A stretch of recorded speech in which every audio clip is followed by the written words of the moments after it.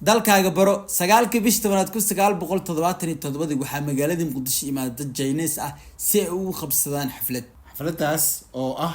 mid run ahaantii ay Chinese-kaasi ay ku soo bandhigayaan riwaayadaasi oo ay ku heesayaan af Soomaali ayna ku hadlayaan af Soomaali ka warama haddii lagu yiraahdo dadkaas hadda waxay ka yimaadeen China barigaas diyaarad xataa maaya waxay soo raaceen doon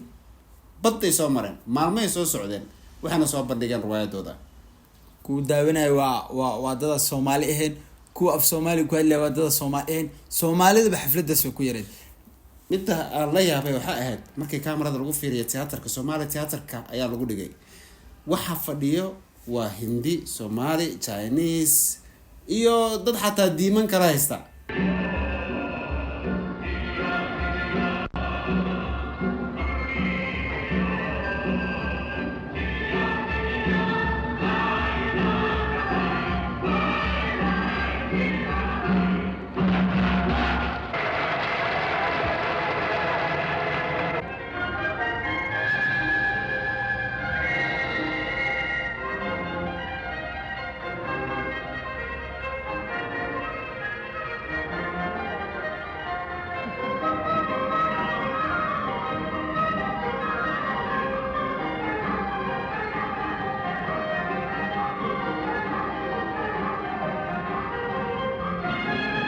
dalkaaga baro TikTok-gan hadda kadib waxaa ka daawan doontaa quruxda magaalada Muqdisho taariikhda magaalada Muqdisho iyo taariikh walba oo ku saabsan Soomaaliya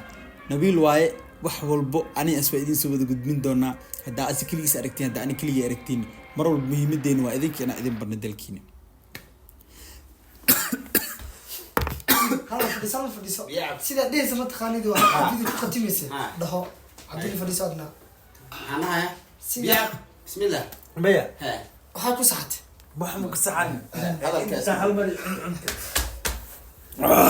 توني كازي عادي هاي hadda xadeena أنا ما لها عشان كاز بس هاي فير هذه حاجة فيري على ما كان كده بس وحاول بحالك تدرس